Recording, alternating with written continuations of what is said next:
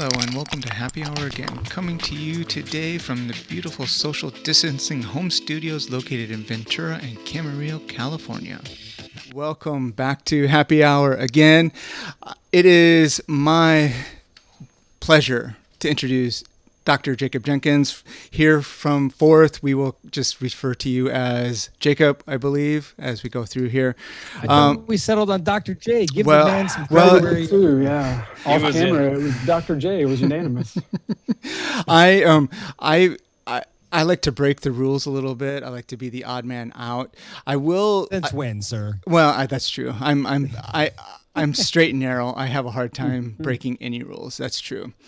I will tell you, though, I saw Jason on, what day did I see you? Monday, Tuesday this week? What day was that? I'm trying to remember. Sometime during, the days ran through pretty quickly. They were moving right along. So Jason is my pusher. My dealer, I should say, in oat milk, and so I had to go pick up some barista brand. Not what I was expecting. Right. Some barista. Yeah, me neither. Barista brand. New underground racket that I'm just starting to push on. Some barista style oat milk, and so I'm there with my kids, and my kids are like, "Okay, so which one is that one?" And I'm like, "That's Jason." Okay, so is he? He's shorter than what I thought. And I'm like, no, you're probably thinking of Jacob. And they're like, who's Jacob? What? Wait, no, I thought that was Joby. And so they're like going all over. And I'm like, yeah, there's too many J's and they're having a hard time. So, I have a feeling that is going to, that I'm going to stumble over names just because of that. And I have all three of my J's in my life here in one Zoom screen. So anyway, I do like your little subcontext, Curtis, and how you alluded to some of what we're going to discuss with Dr. J, with your barista oat milk innuendo, because there's going to be some discussion about places we hang out, and coffee shops, are definitely still big and hot. If I have any observation from some of the customers in my industry, I mean, coffee shop pre-COVID was definitely one of the hangouts for both pleasure, socialization, but also occupational work. Is that correct, Dr. J? Am I jumping ahead? Yeah, you're exactly right. Coffee shops are probably like the perfect example of that, in pubs. But you are jumping ahead. You're stealing all my thunder. Well, so let's. Curtis was starting to ramble a little bit. Well, yeah, I do appreciate Jason. Thank you for being on. Yeah. Thanks for joining us this evening, Jacob, Jason, and thank you for catching me and straightening everything out. We're going to talk about third space this evening, and those are all of those COVID. The Rona's got us jonesing for all of the third spaces. Without masks, being able to sit next to people and all that. But I keep thinking that if this is a third space, we're the first and the second ones. So let's start with what does first space mean? I'm assuming there's got to be a first space and a second space, right? There is. All right. Does it mean Yeah, first space. Good question, because understanding third space, I think the best way is to review what first and second space is and how third space comes in. So first space is thought of as where you live, so your home. So that's just your first space, right? And then second space is work. So that's where most of us, I want to say sadly, but maybe it's not sad, spend, the majority of our waking hours every day, in this, second space. So then third space would be this other sort of in-between space that's public, but not public in the way that work is. It's kind of homey, but not really home. So it's places like coffee shops, pubs, we go on and on, even restaurants, even youth clubs, churches, various things could work as them, but probably the perfect example would be pubs and coffee shops. So let's lay down the sort of the technical, the nerdy, the geek part of a definition of third space, and then we'll move on to and we'll start talking about all of our favorite third spaces after that. Well, a third space, Oldenburg is. I was introduced to third spaces through Robert Putnam, who's just a professor out of Santa Barbara. But Oldenburg's really who kind of coined the phrase originally with this book way back in 1989. That's like 30 years ago or more now. It's crazy. And he outlined 8 characteristics. So this will also give you the definition, the idea of it being neutral ground. So it's not something that you come to and you have a certain hierarchy or role you have to play. It's a leveler. So the same idea. There's not a hierarchy. You know, everyone's kind of on the same plane. So even if you were to go there with a boss or something after work, then those relationships should be sort of, you know, eroded or something, and you can just hang out. Speaking of hanging out, third is conversation. So it doesn't have to just be about conversation, but that's like typically the most underlying fundamental, you know, activity that's done in a third place is an opportunity. If the music's too loud, you can't talk, then it kind of detracts from its, you know, ability to be a good third place. Or if you're doing something totally different, not talking, then it kind of detracts from that. So conversation is usually where it's at.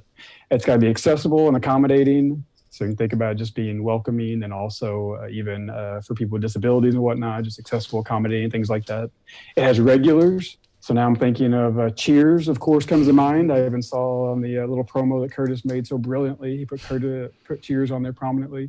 And I think of, and while I'm on that though, I should point out that honestly, if you think of any sitcom, almost any TV show, I mean, most movies, but really if you think of sitcoms, there's always a third place, and the third space sometimes is the most common space that they're in. So I'm thinking of the most popular sitcoms of all time: Friends, Seinfeld, Central Perk. What's that? Yeah, the Perk. What was it called in Seinfeld? I should know that off the top of my head. But it's just the restaurant, right? Just the restaurant, right?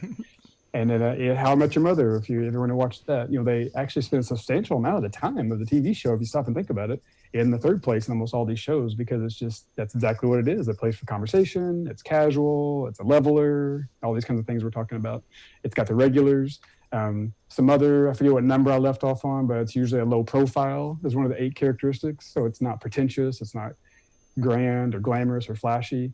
And, you know, that one strikes me as maybe not a make or break deal, but it's just sort of characteristics that typically seems to go with it, I suppose. And the mood is playful, because conversation sometimes can lead to debate and whatnot, especially in today's society. I'm not pointing any fingers, but with the climate we're in. But, you know, it's not a place of contention or anything. And then ultimately, it's just a home away from home. And I think Jason, or maybe it was Joby, somebody with a J, mentioned this idea of a homey atmosphere, or, you know, pub being like a home away from home. And that's exactly what Howard Schultz from Starbucks, that was one of the main things that he brought back from his trips to Italy back, you know, decades ago now, was he wanted Starbucks to be a home away from home with its layout and colors and textures and various things. But I'll stop talking so you can ask some follow-up questions or something, Curtis. I like those criteria, because I right away start getting images of places I've been and what I feel fit those criteria.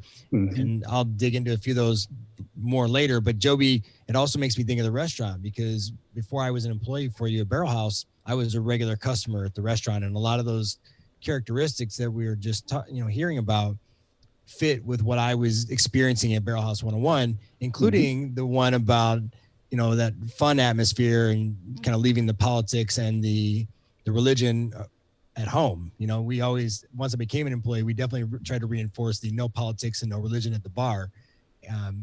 Tell me kind of where that concept originated for you, Joby, before I really learned about it at Barrel House. Well, originally it was we up in Ojai, we had no TVs, and that was something that plays along with the communication.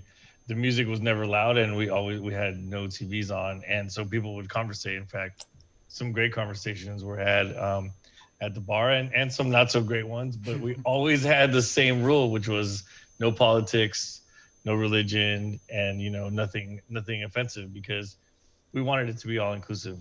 So taking that and going to the restaurant, we just wanted to continue that. But I've always kind of had that mentality, no matter what kind of place, you know, I'm running or own or whatever. But yeah, no, you know, it should be a place that anybody could feel. The regular thing hit me because our motto used to always be treat everybody like they're a regular so that they'll become a regular, right? And I think that taking it from the other side of what you guys are talking about. But I'm jumping ahead now. My brain's jumping ahead. Dr. J, I'm going to call you that. What have you delved into the third space in the COVID era? I guess, are we in COVID era? Is that the appropriate term? I feel like it's been long enough, Joby. We've an era, experienced right? enough months in a row that it can feel like an era. Because as we're talking about all this, I can't help but to think that we're not allowed to do a lot of this right now, and we can't do this like Curtis was talking about earlier. So jumping ahead a little bit, but where does the third space fit in now with our lives? And well, because what naturally comes to mind would be the idea of a virtual third space. That that was already something that was a reality and was kind of evolving, before COVID. But now maybe that's the only way we can get about it.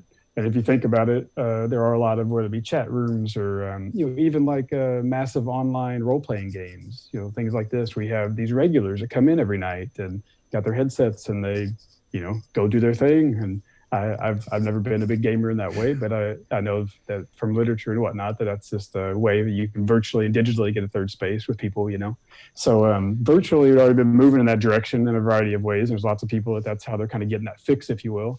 And so in COVID, I would say, put it over the edge in the sense that on one hand, it's kind of stolen a third space from a lot of people that are maybe floundering and don't even realize what they're missing, perhaps, for themselves. There's kind of some anxiety or something's, missing in their life and they can't put a phrase on it.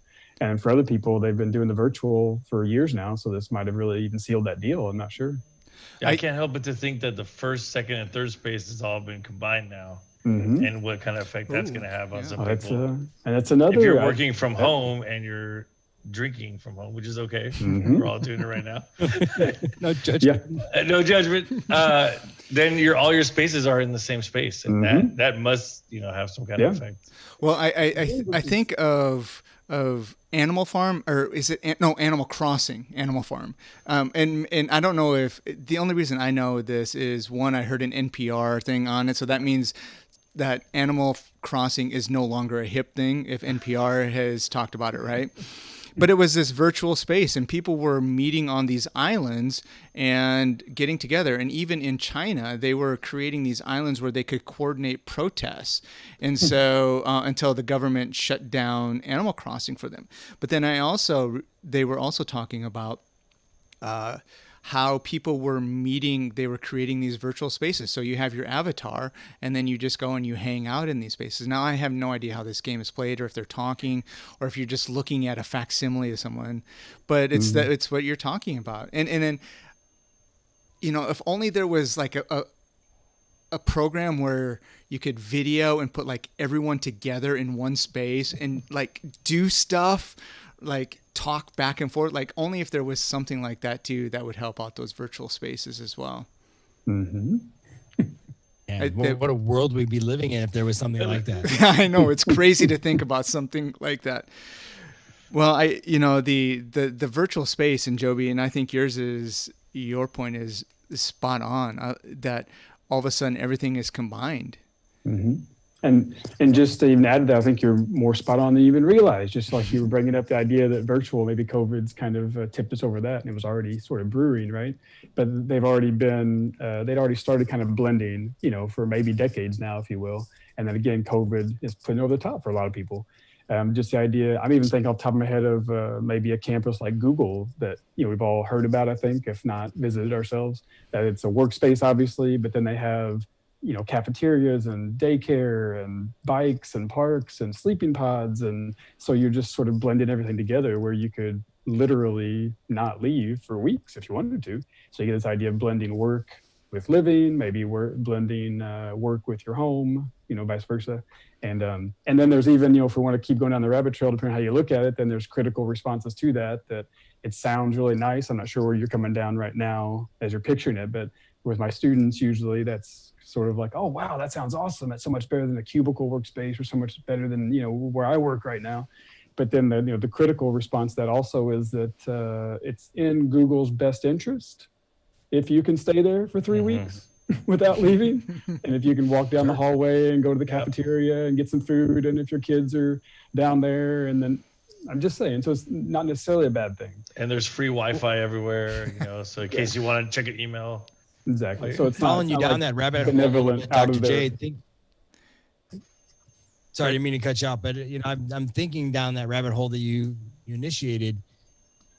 At the risk of trying to become psychologists or psychiatrists, are you aware of, through what you've learned about these spaces, of any kind of psychological impact of when those spaces start to collide, and when those first, second, and third overlap? And like Joby, you're saying, the fact that everything is pretty much muddled together for a lot of people right now, is there potentially a negative impact over time where maybe we won't be able to retreat from that concept back into the separation of each space? Yeah, I like that. That's a good question, because I want to look into it more now that you're saying that, because I swear every example I'm thinking of right now, even if it's just work-live environments, I'm thinking of the work Eames did, that I know Curtis is familiar with. It's always crouched in positivity, I suppose, just this innovation and bringing these spaces together and how these are brought together. So off the top of my head, I'm trying to think of one where that's been played out and it's sort of negative, right? That you can't get away from work maybe because it's collided there with your home, or you can't get away from these regulars. Norm keeps coming in and is in your business and you just want some separation. So off the top of my head, I genuinely can't think of it. The biggest negative would be, from a different angle, would be in the US, talking stereotypically with broad strokes, because we have to, I suppose, we don't typically have third spaces at all. So the problem is not that we have them overabundance and we can't separate it from our regular life. The problem is that the average American works from 8 to 5, they get in their car. And now I'm thinking of, Zen and Motorcycle Maintenance, that old book where he talks about riding in their pod, people riding in their pods and stuff on the motorcycle. So we get in our little pod, we drive on a highway, half the time. And then we go into our garage, we shut our garage door. That's it. And then we're home. And that's pretty much our day to day, sadly, if we're honest about it, for most Americans. Whereas if you can compare that maybe to European cities, if we think of the stereotypical, London and Paris and some of these more celebrated places, that you have mixed use where apartments are above the work areas. Of course, this is true in a lot of U.S. cities as well, more dense ones like Chicago and New York. But you have, the mixed use, you have public transportation. So then you have the idea of you're walking home after work and you stop at your third place, and get a drink. And it's not about binge drinking. It's not about, partying on a Tuesday night. It's not any of that. It's about a third place. You go in and after doing that for maybe a couple of weeks or months or something, whether you realize it or not, you've got this place where you don't have to make a reservation. You don't have to call John and see if he's going to be there or if Sammy's going to show up. Sometimes Sammy's there, sometimes Samantha's there. You're all just regulars, and that's what it's all about. And so again, the problem for most Americans is we don't even have that place. We're not mindful of it. So sometimes we might have almost like a missing something that we can't put our finger on. It's changed over generations. A lot of our parents had more of them, from things like community groups like Civitan and Rotary, and to church events and weekly attendance, bowling clubs, card clubs. And I think these have all just kind of gone away, it seems like. Yeah, and I think of even just parks, just having a neighborhood park or a park in your town or all of the parks around, and how those have been, I'm trying to think of the last time I was at a park where there were kids. And of course, it's my memories being hazy by however many months we've been in lockdown now, 5 or 6 months, whatever it happens to be. But we've lost those parks, and so I think of the stereotypical 1950s American family unit or main street in town, and all of those have, those places have been moved to malls, and then from the malls to the strip mall, which are not welcoming at all either. So people are not hanging out. They don't have, even when they're shopping, they don't have those hangout spaces much anymore. Jason, you were talking about a negative example, I think, like where are some of those? And I'm wondering if there was, again, it was NPR that I was listening to that was talking about how nearly 50% of America's workforce is now online or remote, and that there's been no perceivable loss in production, which is just is crazy. And so then these people, the companies, the corporations are saying, well, why do we have a building when you can work from home? But then I think about myself with, maybe I'm not a good example, but I think of my wife who is now not separated from her workspace. It's in this house. And so the amount of work that she does here is way more than what was happening in other spaces. And I'm guessing that that's similar throughout, that you wake up and you go to your computer in the morning instead of reading a newspaper or whatever, because now your office is there. Mm-hmm. And so I'm wondering if that in itself, even though that there isn't a loss in productivity, if that is the negative side, that we'll look back at this and say, well, having your workspace in your house isn't that great of a concept. Mm-hmm. That's definitely part of it for me. You know, I live in a studio apartment, and so when I'm working from my countertop, there is no separation. There is no removal of my work hat, as my dad likes to call them, from my personal hat. You know, he's like, when you need a little bell when you make a sale and you need a hat on that tells people, hey, I'm working, don't bother me right now.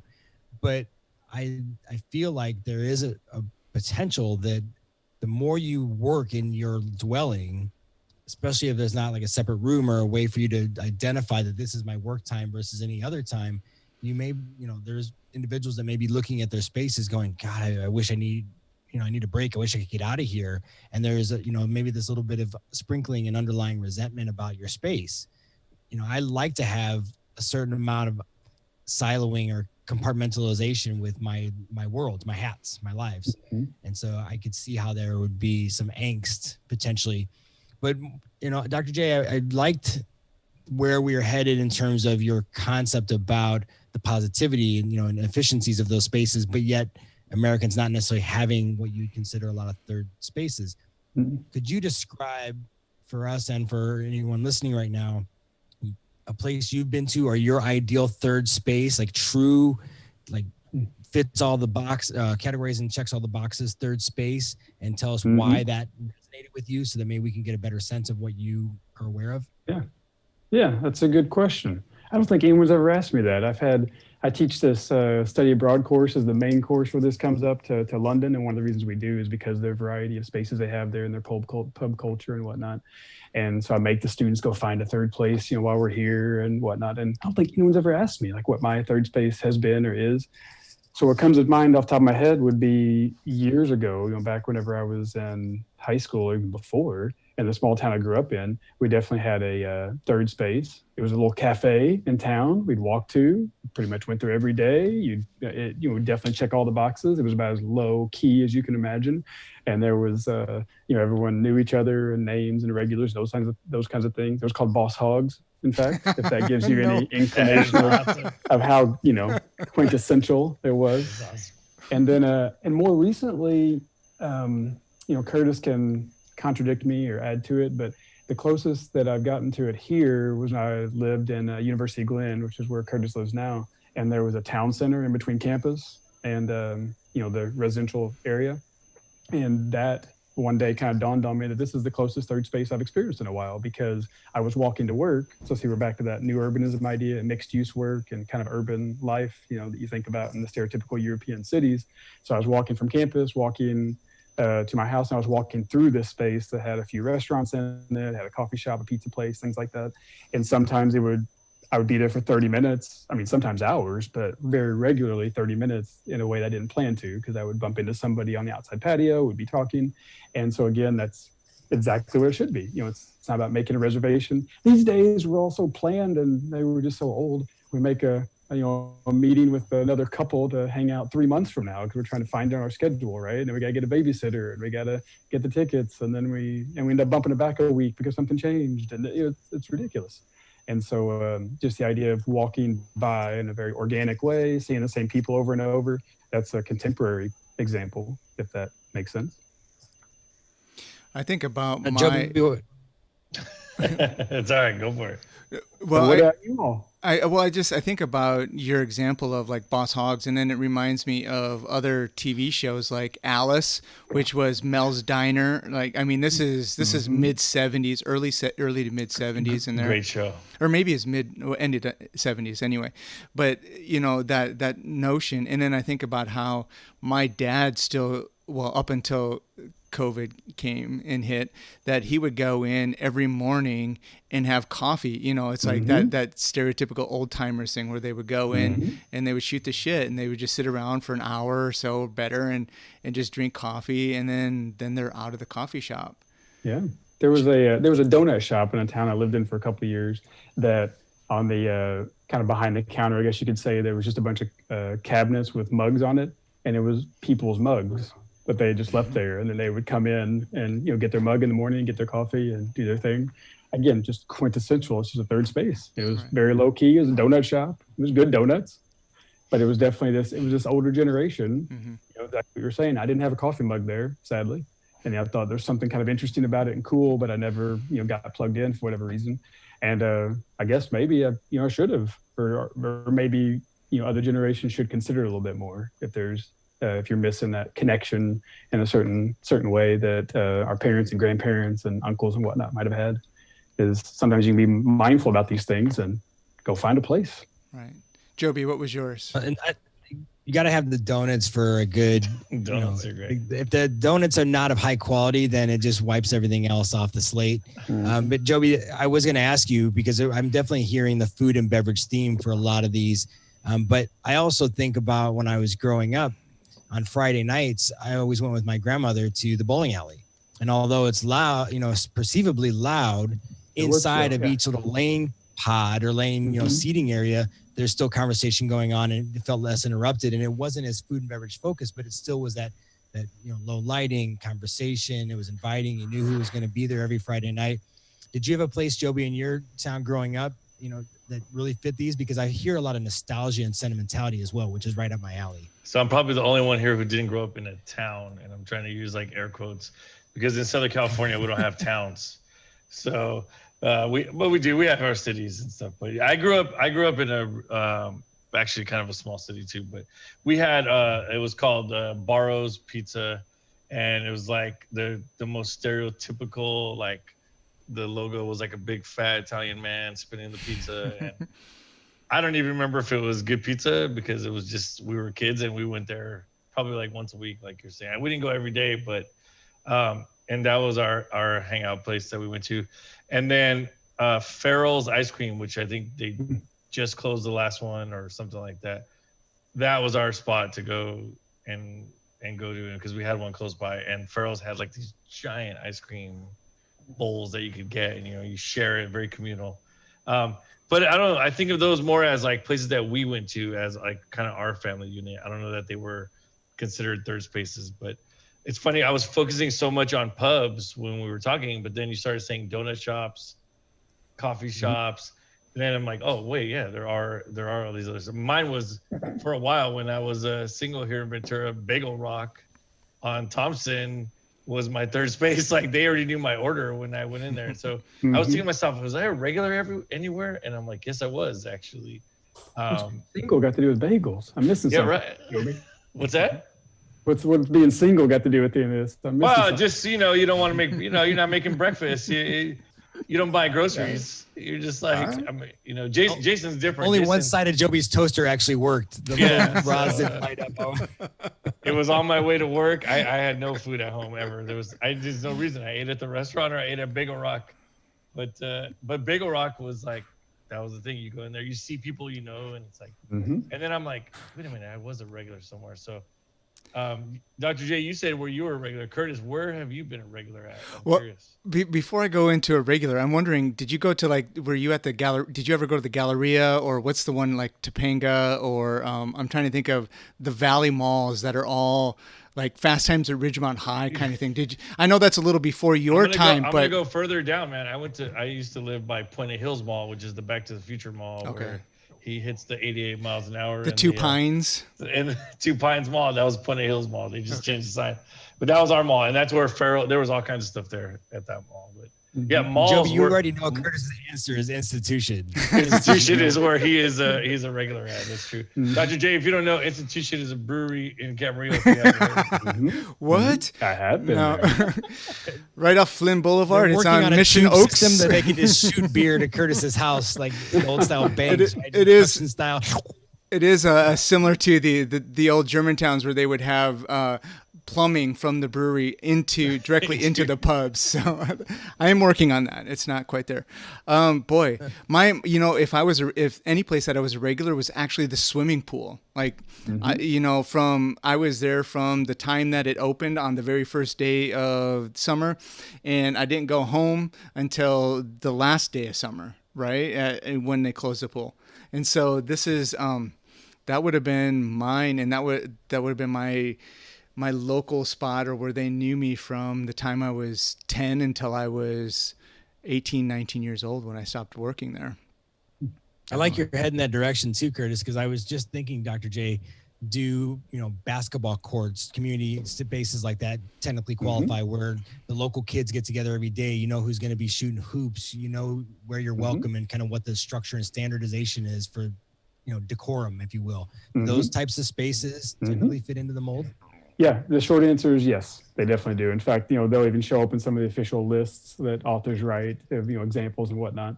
The longer answer would be, it's really just about applying the criteria and then what works for you and how you interact and things like that. So in theory, it could be a very untraditional third place if that's what works for you, right? If you go there and it's an equalizer and you have regulars and you feel at home, it's not my business if it's a veterinarian clinic or whatever. I mean, it works for you, so if that's where you go hang out.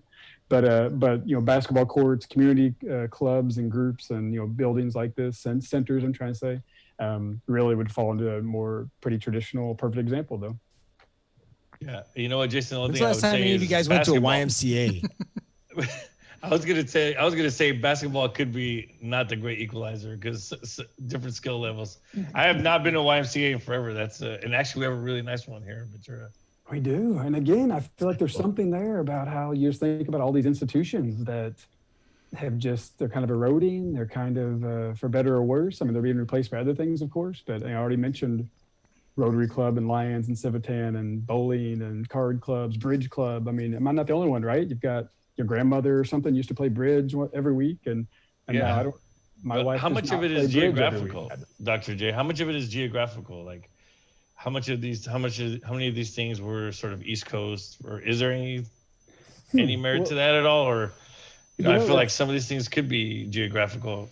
Out here, we're kind of newer. I don't know that we have these. We do have Moose Lodge and we do have all these like Rotary Club, and we definitely have those. I'm trying to think of another one. Yeah, I mean, we definitely do. That's a good question, because I do think that there'd be, I would say there's more differences based on region, but not that there's more third spaces or more opportunity for it in certain areas. It would just be different, because again, I grew up in the Midwest, as I know some other people grew up in small towns in the Midwest here. So in some ways you could say it's easier to have a third place in that environment. The pace of life is a little bit different, and you have these smaller communities, and you have more likelihood to lean on community buildings and community spaces and things like this.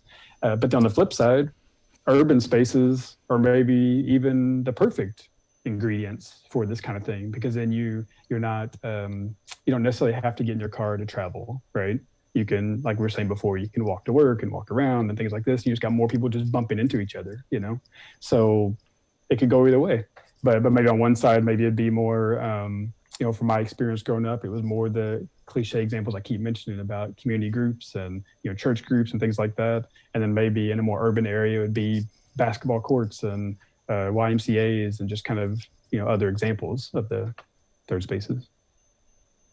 So shifting back, Joby, because my head was in the pub space as well. And, when we were first going through the list, I was thinking right away about my trip to Europe and some of the darker, warmer, small pubs that, when you open the door, the record scratches or the music stops because everybody there can just sense that you're from out of town, right? That's their third space and we're potentially invading it. Joey, what's the most iconic pub or the most memorable space that you've been into in the past that you're like, damn, I wish I had one of those just a few blocks from where I live? Oh, wow. Jason always likes to put me on the spot. Look at that. That's a great question, man. I got to think about that. The most iconic pub places. I've been to so many pubs, Jason. Let me just start with that in my lifetime, in this short life. And you're setting up for catch-22 because one of the characteristics of a third space is low key. So That's right. May not be this kind of celebrated pub or the well-known, Well, and that's a great point, because the places that we find when we're traveling is usually because we either read it somewhere or someone told us about it, right? Like, here's this place you got to go check out. But, wow, I don't know. I will say what I do miss from being in the Valley, and you guys were talking about walking and urban, is I do miss that walkability. Like, in fact, I think I saw that now. It's kind of a rating when you're looking at a house. It's like walkability score is what could you walk to, and walking. Because when I lived in Studio City, which was one of my favorite places to live, you could walk to amazing sushi, amazing donuts, amazing coffee, like everything. Your third spaces. I didn't even know that that's what they were back then. You know, they were just places. But yeah, I think walking to a place and being able to walk back home is definitely something. Jason, you live in a good walkability area, definitely. Yeah, it's got to be high on my list because I like access to services. You know, when I think about relaxing and being able to separate my hustle and bustle and daily life from my evening wind down, I don't want to have to get in the car and drive 20 minutes down the freeway. You know, it may be only 2 or 3 miles away, but for some reason, when you get in the car, it feels like a lifetime of driving to get to that place of winding down. I like to be able to say, backpack, shoes, you're by the door, and I'm going to be gone for an hour, you know, and walk over to the theater or to the coffee shop. And I should say, proximity is the most strongly correlated factor with community building, period. And that might seem obvious when it's voiced, but if you think about, and just relationship building, period. If a weird example would be, that's one of the reasons so many affairs and extramarital relationships start at work, is because just people are together. So it seems obvious whenever you think about it. Or think back, your best friends from college. Almost everybody, if you went to college, best friends from high school, I can almost guarantee almost everybody, their best friends from high school, junior high, were like in homeroom together or something like that. You know, they were just put in a space together. And in college, there's a strong correlation with what dorm you're in or what hallway you're on or your roommate or something like this. So it's really interesting. I think, I mean, you can take some time unpacking it if you're, you know, a nerd like I am. I think it's almost profound. I think about some of my best friends, especially later in life. And so, I mean, I love these people, but are they my best friends because we just happen to be put in the same, you know, apartment or dorm or housing complex, you know, 15 years ago? And then, of course, we hit it off and we built a relationship together and, you know, they're great people. But just, it's almost amazing how influential that is, I suppose. So we think that we, you know, we choose our friends and, you know, we like who we like. And there's some truth to that. But on the flip side, it's probably who you were in homeroom together with as well. It's going to be one of those people. And it's probably who was, you know, in your classes or something at college. You went to college. That makes sense. So it's just amazing how the proximity, you're just meant to be able to walk to it and stuff like that. There's something really strong about being friends with people that live near you, being able to go to a third space that's near you, just being able to interact with people regularly. As you're talking about this, and I was thinking back to Jason's question about like, where's your favorite third space, essentially, like in travels in Europe and things like that.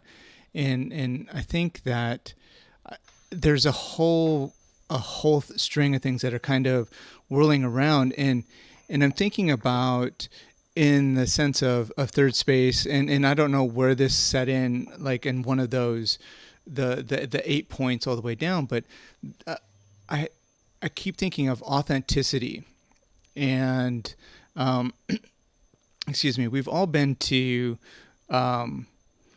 places that when you walk in, they've done the decor like it's been there for 30 years, and you can tell. Or you go into like the last bookstore in downtown LA and you know that this stuff has been here for 30 or 40 years. You know, you just know immediately. And there's a feel. Was that one of those 8 points, or does that fit into that space? And I'm wondering about like even in the psychological impact of, okay, this is new, but it's supposed to look old, or this is old and this is... you know, this is the place that we're supposed to sit. Maybe fits into the idea of being low key again, which seems ironic. Maybe that's just on the front of my brain because we mentioned it again a moment ago. But of the 8, that's what seems to come to mind, is this idea of being authentic and, you know, not pretentious, not trying to be shiny and nice or trying to be artificial and fake and something that's not, just sort of authentic, low key. Those seem to correlate a little bit in my mind. And, you know, the 8 characteristics, don't be limited by them. You know, if you have a third space, you know it. You know it. If you know it, you know it. Because I'm struck by one of the themes that was mentioned a moment ago in this conversation is food and drink, and that's not anywhere in the 8. And I feel like it should be, quite frankly. Yeah. I'm the Quite a Oldenburg. common denominator. Exactly. Yeah. So I think, and it is common in almost every example, the major examples, coffee shops and restaurants and pubs and whatnot, tea houses. Even donuts. Yep. Yeah, even donuts. It's there, but it's not one of the 8 that Oldenburg originally outlined. So, Yeah. maybe if I'm you intrigued with where you're going, Curtis. Yeah. Because the breakdown, what immediately flashed through my head, Curtis, as you were talking about, what you're considering is an establishment or a location that, people have gravitated to, this hypothetical space out in our community. If they do go through revisions or updates, or they try to do some kind of renovations to their space, I'd be curious as to the impact of that, and do the number of people showing up there dwindle, once what they've become used to and really ingrained in them as what fits those criteria, creating the third space. If that changes, do they decide, hey, this is no longer my space, I need to find something new, because it no longer feels like that warm, inviting, regular kind of location. Mm-hmm. Yeah. And even going back to maybe the beginning when we were talking about, so the event image for tonight's show was Cheers, was Central Perk, was the New York Library from Ghostbusters, but when we think about, and going back to what Jacob was talking about, all of these great TV shows, that was, I think, Jason, one of those things that connected all of it. It was this warmth, it was the familiarity, it was all of this, and even if we hadn't been into a diner like Mel's Diner, or that we still understood the appeal to it, I think. Mm-hmm. Yeah. And there's exactly opposite of some of the other examples. If we haven't clearly said that, with I'm gonna pick on McDonald's, I guess, right? They can take it. If you've ever noticed, they've actually made shifts in the last decade or so. But McDonald's historically was yellow and red, coloring right, plastic and clean surfaces. And just as Howard Schultz and Starbucks and millions of other companies and corporations and small businesses now have tried to embrace the idea of warm colors and soft textures and whatnot, make you feel at home, McDonald's basically didn't want you to stay very long, because they just wanted you to get in and out. Mm-hmm. And then almost on a spectrum, other restaurants kind of fall in there as well. Not every restaurant wants you to stay all morning and have your mug of coffee that you only spent 50 cents getting a refill. They're not even making money off that. They got to wash it, everything else. So they just want to get people in and out. So they would, turn the temperature down just a few degrees. This is commonly done. Again, the ideas of the colors of red and yellow and the plastic, it's all stimulating to the brain. It's not relaxing. So it makes you hungry. It makes you want to eat something and then leave. And so they're just not environments that you feel welcomed in almost without realizing it. It's like subconscious or something, right? But it's also, if you think about McDonald's, they're not a sponsor of ours. We're not collecting any money from them, so we can talk about it. I assume not. As a matter of fact, it does make sense, because all the imagery that I've been picturing of places that I want to hang out in. There was a coffee shop not too long ago that opened in Ventura, and it was stark and white, and just like every other cookie cutter coffee shop that came out.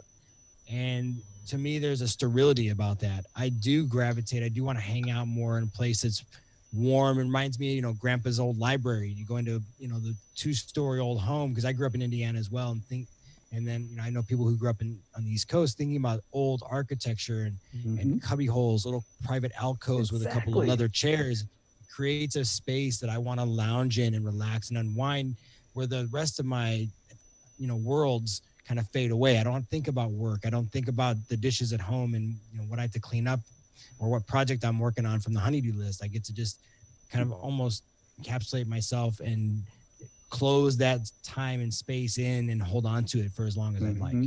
Yep. And you just hit on, lots of ideas are going through my head, but, I'm trying not to monopolize the conversation, but you're exactly right. You're our guest. You can monopolize all you'd like, sir. Because on one hand, we like open spaces. We think about home design. It's gravitated more and more toward open layouts and whatnot. And then, but if you walk into a restaurant, you're the first person there, and they say you can sit wherever you want to. Basically, nobody goes to the table in the middle of the room and sits down. Like, just nobody. It's right. Just not what you do.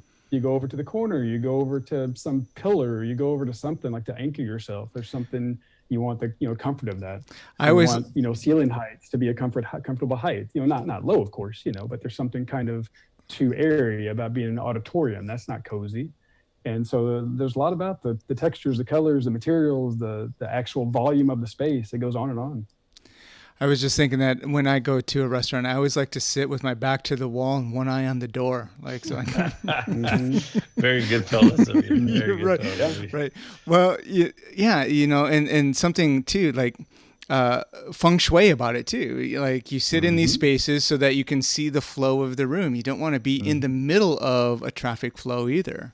To go ahead, Jake. Well, you all just keep saying things that make me think of ideas that, connected to previous thing we said, but I don't mean to cut you off. No, go ahead. But the idea of, you're saying traffic, and we mentioned the idea of walking before and whatnot, and just a few other things in case you find it interesting, is if you put it in context about how American life has changed so much. And so is it Europe versus the United States? Maybe that's part of the problem. Is it a generational thing? Maybe that's part of the problem. It's probably all of the above, right?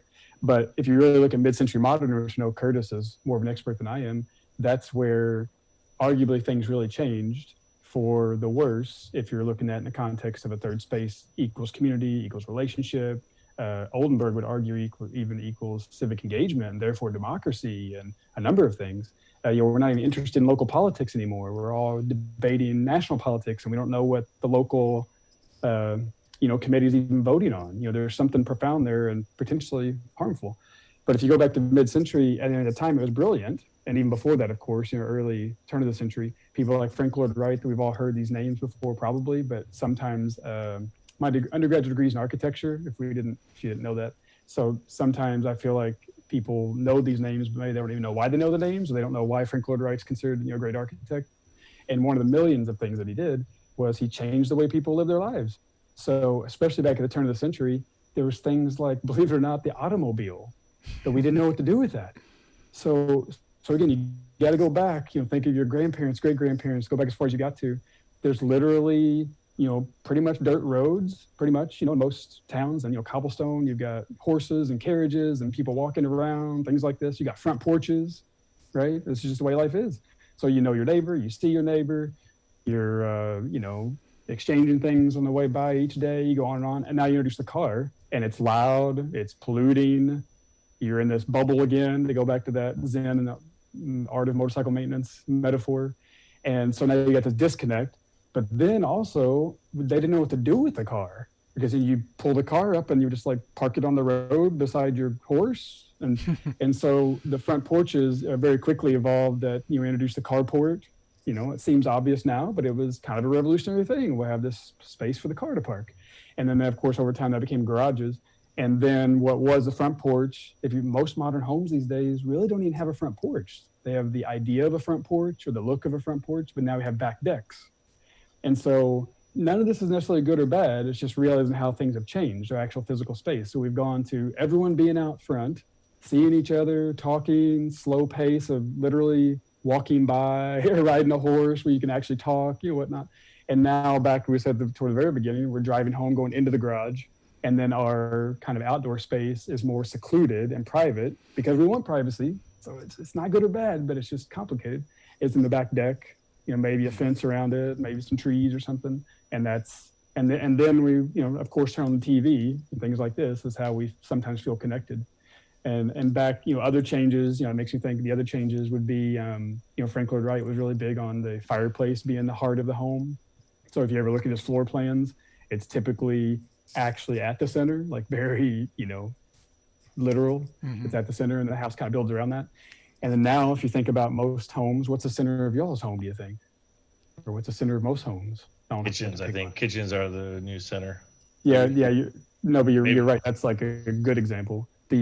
A more cynical would be the television. Yes, big televisions. No, but the kitchen, you're exactly right. We kind of. No, you're right. Big TV. Big TVs. These two kitchens were kind of secluded, and then we've realized open it up because that's where we interact and people come over and whatnot, and that's totally true. But we never hardly ever put all of our furniture around the fireplace anymore. Unless there's a TV above it, then it makes sense. As you're describing that, though, I mean, I appreciate you right in the middle of the road there, Dr. J, with the it's not good or bad, but I would just the more time we're spending on this train of thought, the more I'd argue that some of these things are bad, right? That seclusion and isolation, we may want the quote unquote privacy, but then it does create separation and some factions between, whether it be neighbors or identities. And even with the concept of the kitchen, yes, we're gotten to a place where we're opening up those kitchen spaces, but where does the open kitchen now look upon typically? The living room where the TV a great is, room, right? Yeah. So even though it's a or the communal private space, backyard kind of thing. the island in that now still overlooks the big screen, so that we can quote unquote talk to each other while we're keeping one eye on the television. So I think there is definitely a disconnect between the socialization based on some of the examples you're providing. And maybe we'd all do better with a porch every now and then. I grew up with a house that had a porch, and right away I'm thinking I wish we'd have utilized it more, but we were also on, like you described, a busy road. So we had a front yard with a porch, but we almost never used it because it wasn't functional for what we're describing tonight. Yeah. And all these changes have happened, and we're talking the turn of the century back with Frank Lloyd Wright, but more recently change is exponential, as we know, right? So more recently, I would argue, I do think there's some negative to it, to play some of my cards. I think, there's a lot of negative to it. So I think we have to mindfully kind of push back and, find a third space and some things like that.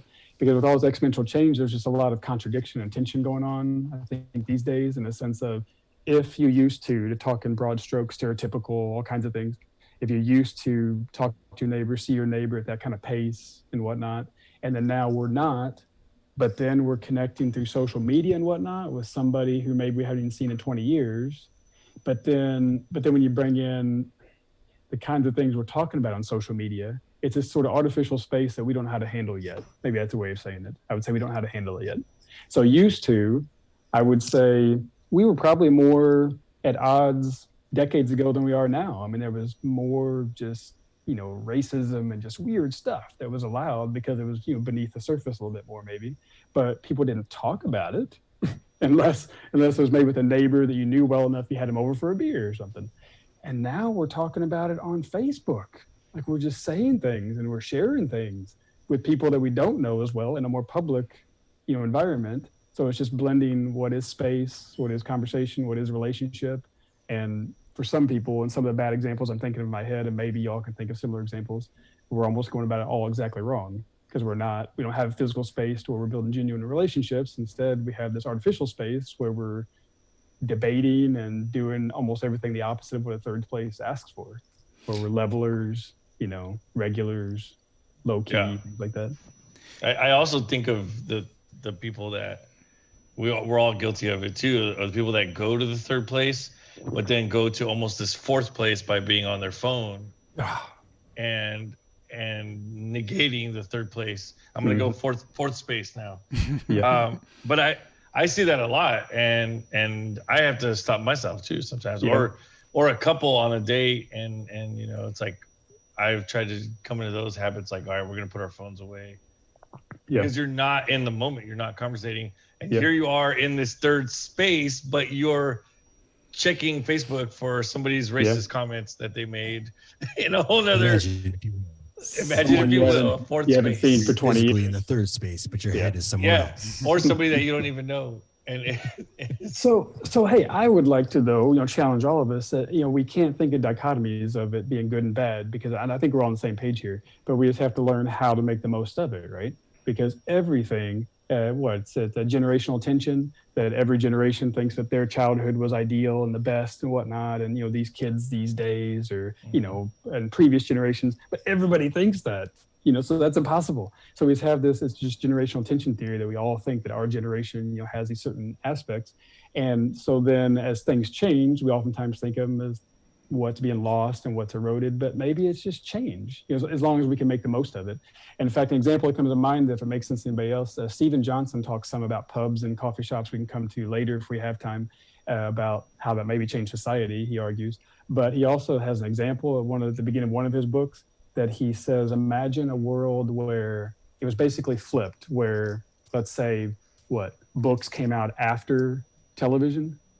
And he kind of paints this picture of all these parents in the kitchen saying, what is going on? Jimmy used to have his friends over every night, and they would be playing their video games and competing and hanging out. And even if the weather was bad, they had their headsets, and and now he's upstairs with his nose in some book, reading about some guy that doesn't even exist, some Harry Potter person. Like, he's not even real, and he's not talking to anybody. He's not doing it. So, and it's a silly example, but you can continue like thinking it through, playing it out. It's just different. So, different activities, different, things that generations like, and that geographical regions like, cultures like, they all have positive, they all have negative. But I do think some of the change that's been happening has been exponential. So I do think that we're behind on a few things. We're not being mindful about the way we're interacting as much. We're not thinking about the effect that's actually happening. When we call them friends on Facebook, and we all joke about that, of course, because, most of them aren't. We know that.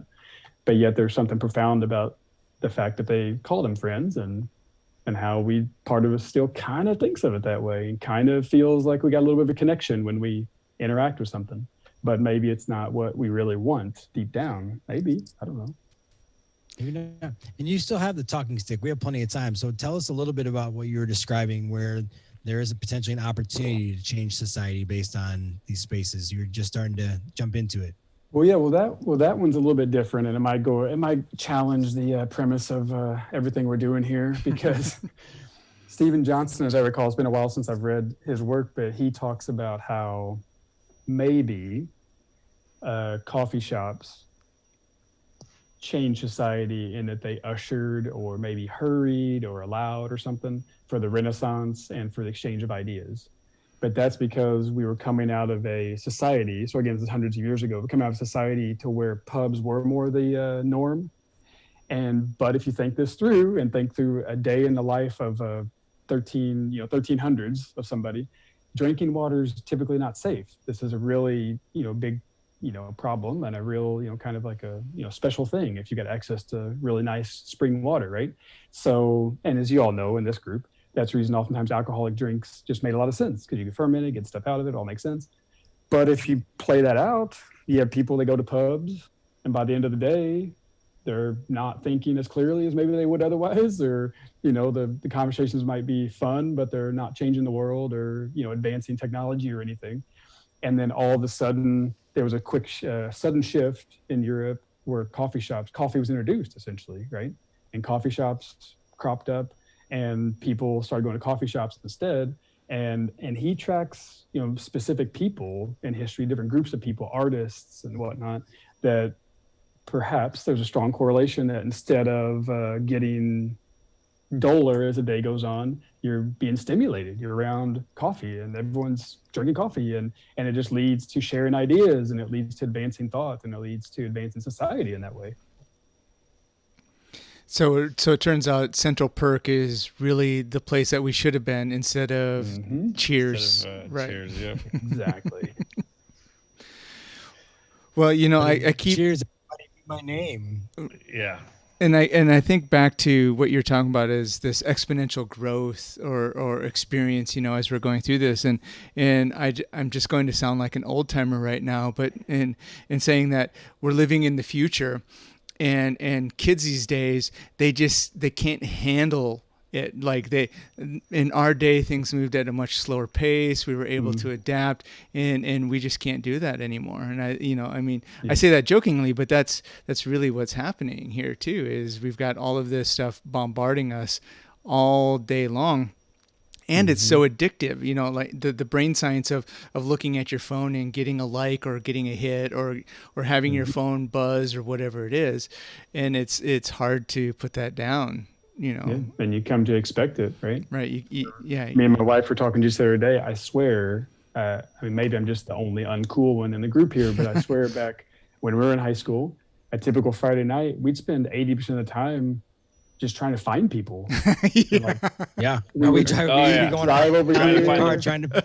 Yeah, like someone would come to my house. I've got him as my face. I won't say his name. But someone would come to my house. We jump in my car. We drive over to this small town. Oh, no one's here. They're not here. So we drive over there, and then on a given Friday night, we just like wind up in a certain town at a certain parking lot where people were at, and that's what happened that night. And then we'd go home and do it all again. It's the adventure.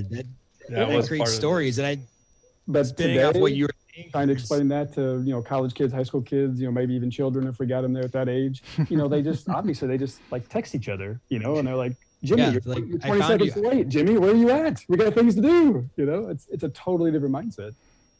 Well, it plays into what you were saying, though, Curtis, in terms of, the pace and the adaptability. I would actually argue off the cuff that kids and younger people these days are adapting to everything faster, but they're not having the time or taking the moment to reflect on what they're adapting to. So it's such a constant churn that, yes, I adapted to the moment, but I didn't have any time to process it. Right? The next activity, the next assignment, the next text, the next conversation, go, go, go, go, go. And I've fallen victim to that myself. I can think back to how many days, Joby will laugh, but the day that I got hit by that damn truck on my bicycle, that's physically and literally where my mind was at. I was on to the next thing already. I was not paying attention. I was rushing off to work, and I was thinking about all the things I had to do to work and all the people I had to unlock the door for and what was going to happen 2 hours from that moment, and never saw the truck coming in time, right? Because I was going, and I was trying to adapt to everything that was coming instead of reflecting on what was happening right in front of me. So, I wish there were more spaces to sit down and reflect and have conversation and to be able to acknowledge what happened in my day. Yeah, but we have to be mindful about it. I guess I would argue would maybe be my takeaway that, to challenge you all as I challenge myself, of course, because first of all, I would also throw out a caveat that, yeah, youth today are probably not processing things or reflecting, but I didn't reflect on anything when I was 18 either. Are you kidding me? I mean, seriously, like, I didn't even know what was even going on. I was just trying to find some friends on a Friday night. We were just driving around. So again, I don't know if it's even different or worse, or it is different, but I don't know if it's better or worse. It's just, this is the environment, and maybe, they're going to be more adept at faster change, and they're going to be more mobile and more agile and everything in good ways, as opposed to being so stuck in a way or whatnot. But you mentioned something else about, I would just challenge, because I think, and I mentioned it a couple of times, maybe like challenge to go out to find one, because I think that personal philosophy, I feel like when it comes to things like relationships, that sometimes we too often want it to be organic and whatnot, to the extent that we think it can only be organic in that way. Even like learning names. Everyone's like, I'm just not good at learning names. But no one's good at learning names. Like, nobody is. But for some reason, we think that if we don't just naturally remember their name, then we weren't meant to remember their name or something. And then meanwhile, we got a ridiculous history test, and we'll like memorize all these dates, and we memorize all these presidents. We do all this stuff, for something that doesn't matter near as much. But we for some reason in our minds, that's okay. But when it comes to someone who I actually want to be friends with, spend time with, invest hours and days of my life with, I can't put any mindful overt effort into that. It has to happen, or otherwise it's not meant to happen. Right. But I think that's ridiculous and completely backwards. So just being mindful about the idea of, what do we want in a third space? How do we want to build relationships? How do we want to go about this? What about all of this do I want to take? What do I want to leave? What speaks to me? Because everyone's third space is different. It's virtual, like we said, for some. It's, on your phone for some. It's a coffee house for some. It can be totally different. It can be a bowling alley. But what do you want it to be? And then go make it happen. Because I think otherwise, that's even maybe a metaphor for life, even in a broader sense. Otherwise, it just happens at us if we don't take control of it and decide what we want out of it, right? And we think, I don't have the relationships. Well, quit driving your pod to your garage to watch TV, do something, like make a decision. And maybe get a few other people involved at first if you have to, whatever. And go to a pub. Right, right. Yeah. Maybe this is the final topic here before we go to break, but as we're talking about all this, and Jacob, you were talking about how you drive around, as kids, and it's definitely, you pull up to the stoplight, you roll it down, you say, hey, where's whatever, and then they go, I don't know, we saw him over there, and then so then you would drive over there, and no, there's nothing there, and you would end up driving. And I'm just thinking of maybe, I'm thinking of the car as the automobile as the third space, like your own automobile and the impact that it's had on American culture. And I think you go back to the movie American Graffiti, which is kind of leading into that, but then, and especially in spread out spaces like the Midwest, and then in LA, like you can't not have a car because there's the mass transit sucks for wherever you're going at any time. And so you need to have this car. And so I'm just thinking about that as maybe one of the most influential moments leading up to this place. And now it's more of a vehicle for us to get to work. But I remember that freedom of having a car and being able to load people into your car and just spend those hours driving around when gas was 76 cents a gallon kind of thing. Right? Mm-hmm. Yeah. No, that was a long time ago. He's showing your age. Yeah, you dated yourself there. Well, No, I think there's a lot. I think this is really interesting. You even phrased what the car as a potential third place. I think that's fascinating, and I think there's a lot there, and I agree with everything you're saying. I think because as most of you probably know, you've thought about this stuff. What stereotypically younger generations now, they don't even get their driver's license oftentimes, right? I got my driver's license like the day I turned 16. This idea of freedom, like Curtis said. And, it was a milestone. Mm-hmm. Yeah. And, my oldest nephew, he's 17 and he still hasn't gotten his driver's license. It's okay. I mean, he's got his phone, he's got his virtual stuff, friends pick him up, he Ubers, so it works, but yet there's something interesting going on there because it's just not, freedom is not, attached to it in the same way. It's not this, idea of being able to get away from my parents or do what I want to or whatnot. Maybe not even a status like it used to be. We're used to these hot rods and whatnot was, a really big thing about your status. And now an iPhone and stuff like this is, has become one of the status symbols, and shoes and just various things, But there's something really interesting there that we'll have to talk about some more. We'll have to bring you back. And I feel definitely I appreciate you being on as a guest because this has been intriguing and enlightening, and there's a lot more to unpack. I feel like you're a consummate professor as well. There's some kind of unclarified assignment that I think we're all going to be leaving with at the end of this episode. Keep alluding to challenging us. I'm not quite sure what I'm going to respond to. A lot of challenges. Right, a 5-page double space now. Yeah, there was no syllabus with this. Really cool and valuable conversation. We could probably break off some more topics down the road because the pub culture and how that space plays with socialization is something I think we could delve into even more in another episode. There's a lot there that all four of us, if I can make some assumptions about you, Dr. J, all four of us have input and opinions on that we didn't even touch on deeply enough. That's all I got. That's it. I'm done. Perfect. Can't really drop your mic. You can drop your headphones. Right. Jacob, thank you so much for spending the evening with us. Fabulous conversations.